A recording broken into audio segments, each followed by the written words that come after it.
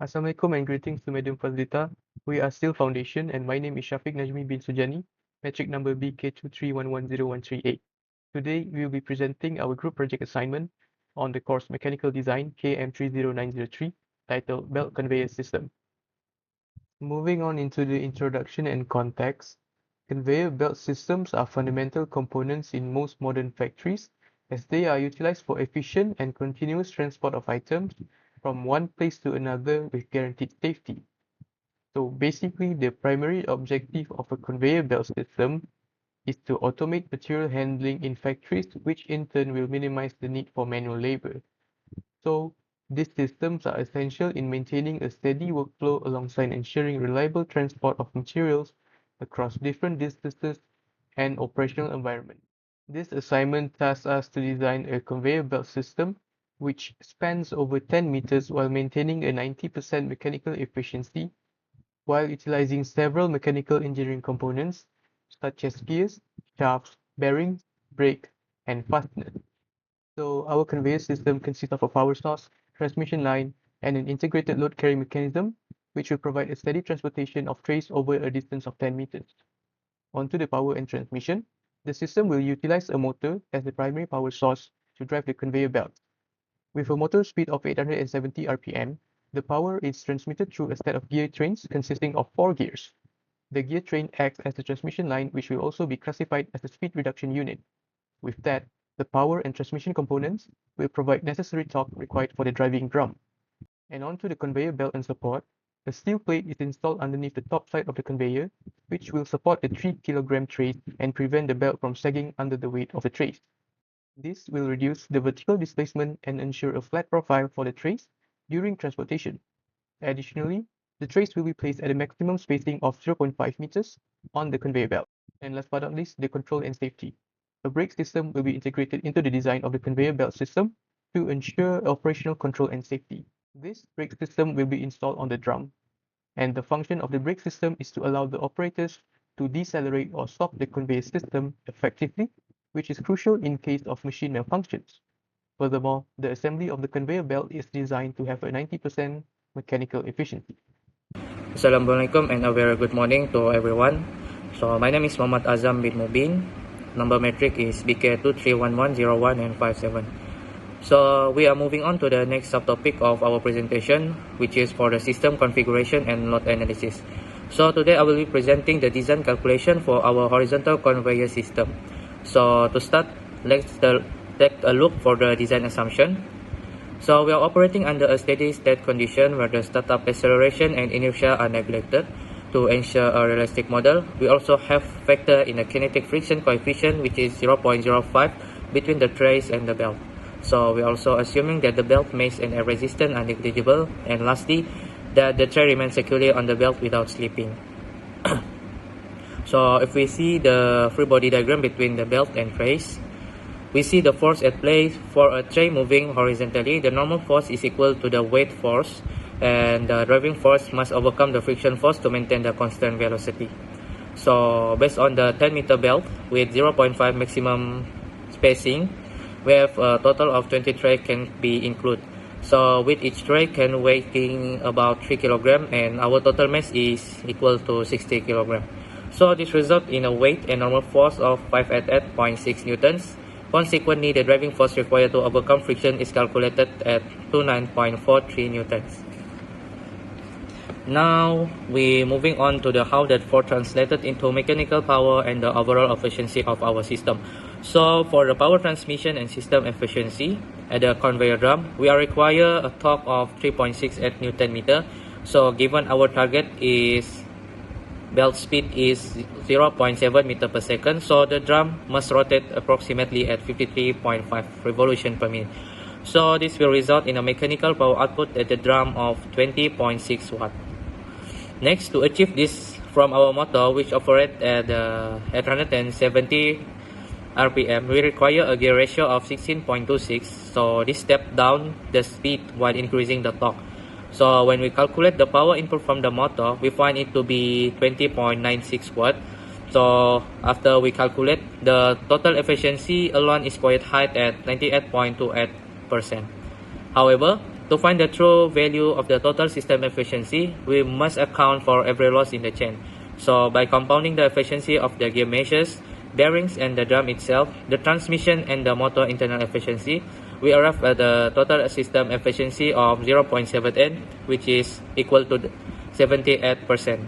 So in a conclusion, the system is designed to effectively transport of a 60 kilogram load with a load total energy of efficiency of 78% under a steady state condition. So that's all from me. Thank you. So hello and good morning. Before going further, I am Fahmi Hamizan, BK231102225, and in this section, I will explain the mechanical component design for our belt conveyor system. So the main components selected are spur gears, solid shaft, deep groove ball bearings, disc brake, and hex bolt fastener made from carbon steel. First, for the gear selection, we chose a spur gear. Spur gears are selected because of their simple design with straight tip aligned parallel to the shaft. This makes them easy to manufacture, assemble, and maintain. They also provide high efficiency with low energy loss since there is no axial thrust produced. In addition, spur gears are suitable for parallel shaft arrangements, which matches our conveyor system layout. When properly aligned, they provide smooth and reliable operation. Since our conveyor operates under moderate load conditions, spur gears are sufficient and cost-effective for power transmission. Next, for the shaft selection, we chose a solid shaft. It provides high torsional strength, which ensures safe torque transmission from the motor to the drum without failure. It also offers a good resistance against combined torsion and bending stress caused by belt tension and tray weight. Its simple structure makes it easy to machine, cut keyways, and fit bearings. This reduces the risk of misalignment and lowers manufacturing complexity. Since our system does not require weight reduction, there is no need for a more complex hollow shaft design. Next, for the bearing, we selected a deep groove ball bearings. These bearings support high radial loads and can handle limited axial load, which is suitable for our conveyor, where belt tension creates mainly radial force. They operate with low friction motion and maintain efficiency above 90%. Additionally, they are cost-effective, require low maintenance, and provide quite a durable operation under vibration and moderate load conditions. For the braking system, a disc brake is selected. Disc brake offer fast response time and high thermal capacity. Their open design allows excellent heat dissipation, preventing brake fade during emergency stops. They also provide consistency braking performance and smooth deceleration, which is important to prevent tray disturbance on the conveyor belt. Overall, they ensure safe and controlled stopping of the system. Lastly, for fastener, hex bolt with nuts made of carbon steel are used.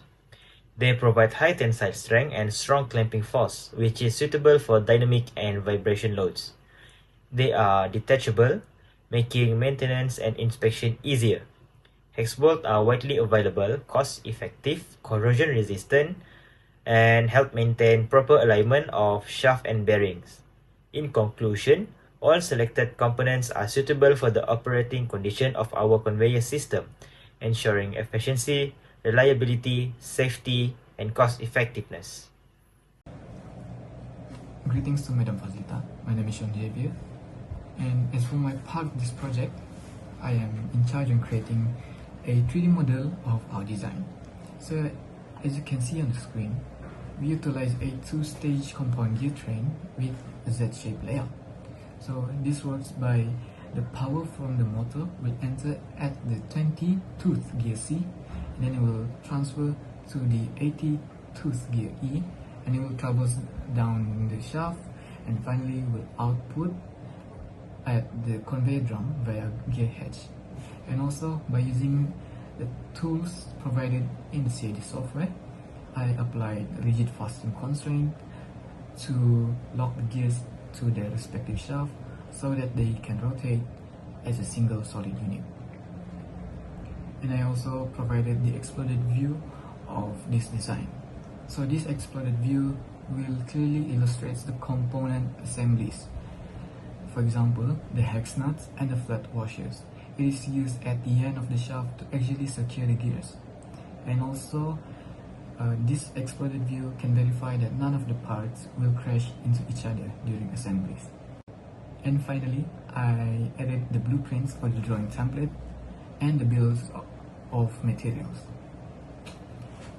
So in the drawing template, we used a standard multi-view projection to display the front, top, left and right views of the machine.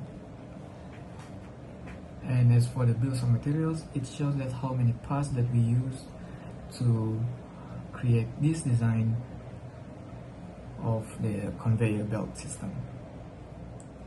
So that's it from me.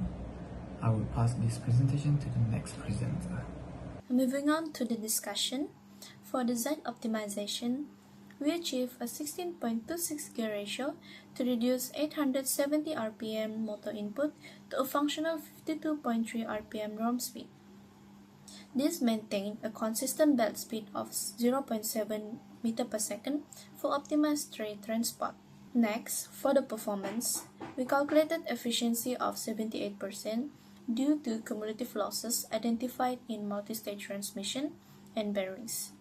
It also has a steady output power of 20.60 watt. As for the structural reliability and safety, we have solid steel shaft which prioritizes torsional strength to manage motor torque and prevent failure. And next, we also have support plate, which is critical design choice to prevent belt sagging and uneven transport under load.